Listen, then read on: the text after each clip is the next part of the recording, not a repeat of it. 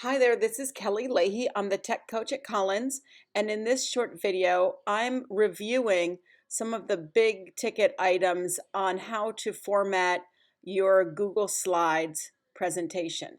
We're doing a project on symbols of the United States, so I'm just going to kind of format the first slide, and you can take that information and use it when you're making your slides for your presentation. So the first thing is you'll notice that there's a text box here, but in order to actually work on the text box or edit the text box, you have to click once on it. See up here, there's no tools for text boxes, but when you click on the text box and you see the blue editing lines around it and the blue dots, then you also see all of the tools that relate to text boxes. So the first thing we're going to do is, just for practice, we're going to just take that first line and we're going to click on the end of it. On a Chromebook, when you click with your touchpad, but then to highlight, which is what we need to do, we're going to click with the finger of one hand and then scooch over or slide over with the finger of the other hand so that you highlight that sentence. And this is just what we're going to edit for right now. So once you've highlighted the words that you want to change or you want to edit, then you can start changing them. The first thing that is easy to change is the font. So right up here, if you mouse over, that means moving your mouse without clicking on it, you'll see the word font. That's the lettering style. I can click on the small arrow and then I can choose one that is not cursive. So we're not going to write in cursive on a Google slide. Cursive is great for titles or maybe a phrase, but as you're writing facts or paragraphs, you're not going to write them in cursive. You're probably also not going to write them in something that's a bold print like Alpha Slab 1. So I'm just going to pick this one. I like Acme. It's a good one. So then it changes those that lettering style, that font style. The next thing you can do is actually make your font size bigger. So that's this number here. You can click on the number and type the number you want. Maybe I want 20 and hit enter and it changes that. But you could also click the plus sign or the minus sign to get exactly the size that you want. There's these tools right here, but we usually don't use those when we are writing sentences. So we're not going to use the bold or italicize. That's, again, for making something look special, like a word or a phrase or a title. The next thing that you could do is you could change the text color. So that is the letter with the colored bar underneath it. I click there, and then I can choose a color. Now, if I choose bright yellow, that looks great because it's highlighted, but I click away and I really can't read that. It's bright and it kind of fades into the white. So I'm clicking after the words and I'm highlighting. That's a click with the finger in one hand and then like kind of a scooch with the finger of the other is the easy way to highlight on a Chromebook. And then I'm going to change the color to orange. Now, the next thing I could do if I wanted to is I could highlight that, which would mean that like where the blue is right now, that would change to a different color. I'm going to choose not to do that because, again, when you're writing a paragraph or you're writing sentences that are facts, you may not want to highlight them. So those are some of the things that are the basics, but there's one other thing that I'd like to show you, one other little tool, and this is called the alignment tool. Sometimes you're going to be writing a few sentences on a slide and you want that information to be in the center of the text. And many kids use that space bar, space, space, space. They hit that a few times to get it in the middle, but there's a much easier and better way, and that's to use this align tool. So I click on that little tiny arrow next to it. This first button is the align left. The second is the align center, and when I click on that, you'll see what happens. Now my sentence is aligned center in the center of the text box. You could also center it to the right, and then you can square it off kind of like a newspaper column.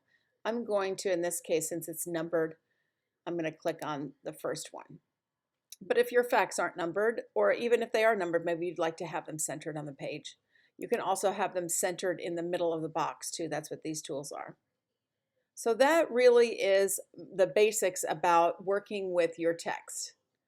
Now, the next thing I'd like you to do is I'd like you to think about working with the actual text box itself. So I'm going to click away And you can see that I like what I see, so that's awesome. But I would like this background of the text box to be a different color. So I'm going to click again on the text box. You see the blue tools, the little dots and the lines.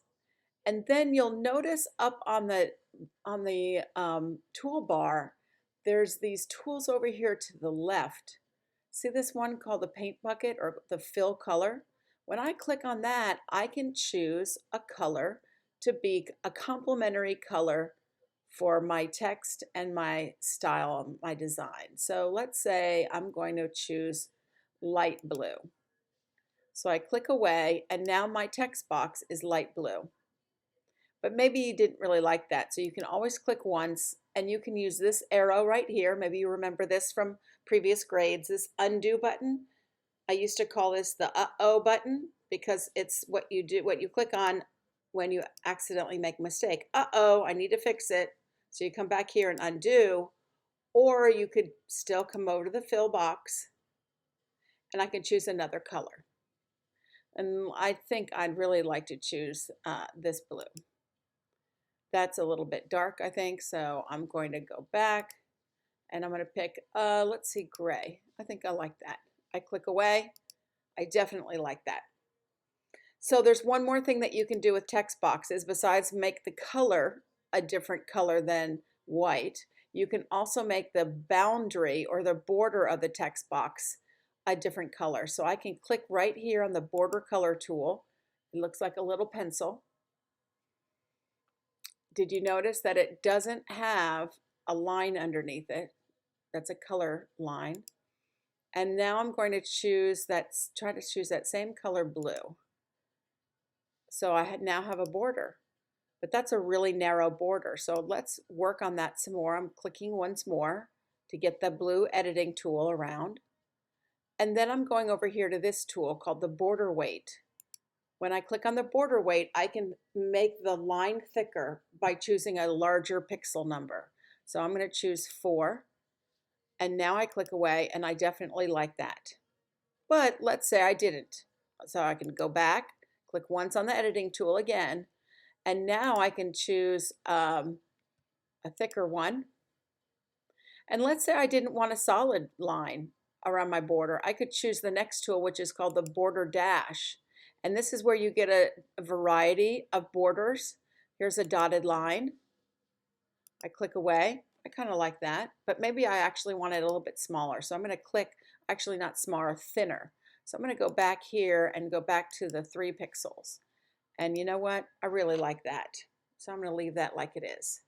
So those are the basics for making a text box look a little bit better than just a regular old text box. And I want you to remember, though, above all, is the importance of the content.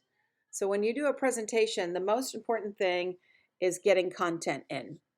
And then the second thing, of course, is making it look good and presentable and readable to the person who's going to be looking at your presentation, because there's a really good opportunity that that will happen, probably, that you will be sharing these with other students so students can learn from you. So I hope this helps. We'll also be talking about pictures. There's another video I'm going to make about pictures. So look forward for that. And thanks for listening.